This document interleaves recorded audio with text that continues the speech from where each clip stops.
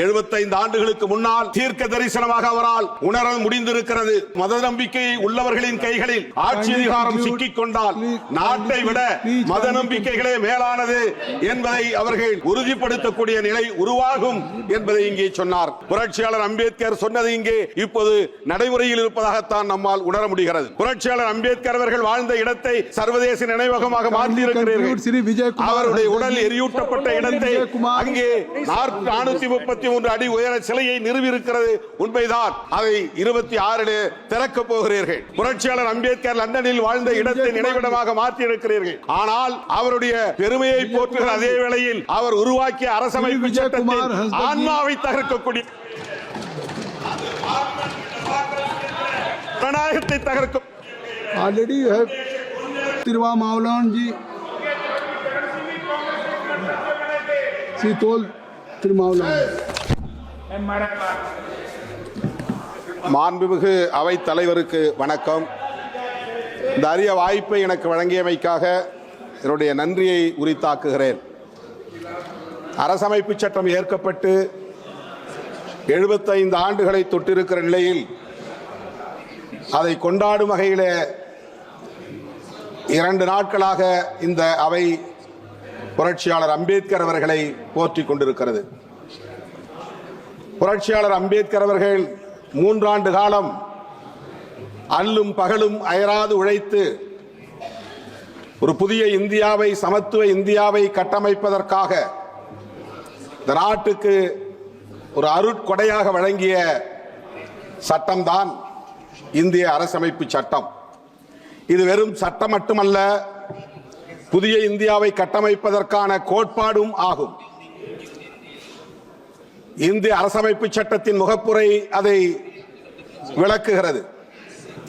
இந்திய அரசமைப்பு சட்டத்தின் முகப்புரையில் நாம் எத்தகைய இந்தியாவை எதிர்காலத்தில் கட்டமைக்கப் போகிறோம் என்பதை உறுதிப்படுத்தி இருக்கிறார்கள். சோசலிசம், செக்யூலரிசம், புளூரலிசம் மற்றும் பெடரலிசம் என்கிற இந்த 4 கோட்பாடுகளும் இந்திய அரசமைப்பு சட்டத்தின் அடிப்படை கூறுகளாகும். அவை மட்டுமின்றி நீதி, சுதந்திரம், சமத்துவம், சகோதரத்துவம் ஆகிய 4ம் புதிய இந்தியாவை கட்டமைப்பதற்கான தூண்களாகும். இவற்றை பாதுகாப்பதுதான் இன்றைய சவாலாக நம் முன்னால் இருக்கிறது. இங்கே உரையாற்றிய மாண்புமிகு உறுப்பினர்கள் பலரும் புரட்சியாளர் அம்பேத்கர் அவர்களின் பெருமைகளை பேசுகிற அதே வேளையில் அவரை எதிர்த்தது, அவருக்கு துரோகம் செய்தது நீயா நானா என்கிற வகையில்தான் விவாதங்கள் அரங்கேறிக் கொண்டிருக்கின்றன. எந்த அளவுக்கு இந்த 75 ஆண்டு காலத்தில் அரசமைப்பு சட்டத்தை நடைமுறைப்படுத்தி இருக்கிறோம், வெற்றிகரமாக அவற்றை நடைமுறைப்படுத்தி புதிய இந்தியாவை கட்டி எழுப்பியிருக்கிறோம் என்பது குறித்து உரையாடல்கள் இல்லை என்பது வேதனை அளிக்கிறது. புரட்சியாளர் அம்பேத்கர் அவர்கள் இந்த அரசமைப்பு சட்டம் ஏற்கப்படுவதற்கு முதல் நாள் 1949 ஆண்டு நவம்பர் திங்கள் 25ஆம் நாள் அரசியல் நிர்ணய சபையில் ஆற்றிய உரை, இறுதி உரை வரலாற்று முக்கியத்துவம் வாய்ந்தது.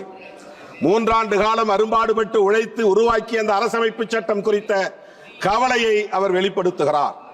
வருகிற 1950 ஜனவரி 26 அன்று இந்த தேசம் ஒரு குடியரசாகிவிடும். அது மகிழ்ச்சி அளிக்கிறது. ஆனால் இந்த தேசத்தின் எதிர்காலத்தை எண்ணி நான் வேதனைப்படுகிறேன். அரசியல் ஜனநாயகத்தை வென்றெடுத்து விட்டோம். ஆனால் சமூக ஜனநாயகம் கேள்விக்குறியாக நிற்கிறது. பொருளாதார ஜனநாயகம் கேள்விக்குறியாக இருக்கிறது. இவற்றையெல்லாம் எப்படி நாம் நடைமுறைப்படுத்த போகிறோம் என்கிற வேதனையை அந்த உரையிலே பதிவு செய்திருக்கிறார். சுதந்திரம் இல்லாமல் சமத்துவம், சகோதரத்துவம் இங்கே நடைமுறைக்கு வராது. சமத்துவம் இல்லாமல் சுதந்திரமும் சகோதரத்துவமும் இங்கே வெற்றிகரமாக இயங்காது. ஆகவே இவை ஒவ்வொன்றையும் தனித்தனியே பிரித்துவிட முடியாது. சுதந்திரம், சமத்துவம், சகோதரத்துவமாக ஆகிய 3ஐயும் ஒரே நேரத்தில் நடைமுறைப்படுத்துகிற போதுதான், வெற்றிகரமாக நடைமுறைப்படுத்துகிற போதுதான் இங்கே சமூக ஜனநாயகத்தை நாம் உருவாக்க முடியும் என்கிற கவலையை பதிவு செய்கிறார். அதற்கு இங்கே தடைகளாக இருப்பவற்றை தூக்கி எறிய வேண்டும் என்று சொல்லுகிறார். சகோதரத்துவம் இல்லாமல் சமத்துவம் இல்லை. நாம் அனைவரும் ஒரே குடும்பத்தை சார்ந்த உடன்பிறப்புகள் என்கிற உணர்வை பெற வேண்டும். இது தேசம் என்கிற ஒற்றை வடிவத்தை இன்னும் பெறவில்லை. இது தேசமாகவே இல்லை. ஆகவே நாம் அனைவரும் ஒரு தேசிய இனம் என்று கூட சொல்ல முடியாது. அப்படிப்பட்ட நிலையிலே சமூக ஜனநாயகத்தை வென்றெடுப்பதற்கு புரட்சியாளர் அம்பேத்கர் அவர்கள் பல்வேறு யோசனைகளை சொன்ன அதே வேளையில் தன்னுடைய ஆழ்ந்த வருத்தத்தை பதிவு செய்ததை இங்கே நான் பதிவு செய்ய விரும்புகிறேன். இங்கே எதிர்காலத்தில் வர இருப்பவர்கள் நாட்டை விட மத நம்பிக்கைகள் மேலானதா அல்லது மத நம்பிக்கைகளை விட நாடு மேலானதா என்ற கேள்விக்கு யார் விடை செல்ல போகிறார்கள்? ஒருவேளை நாட்டை விட மத நம்பிக்கைகள் மேலானது என்று கருதினால் இந்த தேசம் மீண்டும் சுதந்திரத்தை இழக்க நேரிடும். இந்த தேசத்தின் சுதந்திரத்தை மீண்டும் நாம் வென்றெடுக்க முடியாத நிலை உருவாகிவிடும் என்ற கவலையை வெளிப்படுத்தி இருக்கிறார்.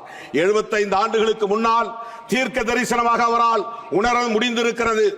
மத நம்பிக்கை உள்ளவர்களின் கைகளில் ஆட்சி அதிகாரம் சிக்கிக் கொண்டால் நாட்டை விட மத நம்பிக்கைகளே மேலானது என்பதை அவர்கள் உறுதிப்படுத்தக்கூடிய நிலை உருவாகும் என்பதை இங்கே சொன்னார்.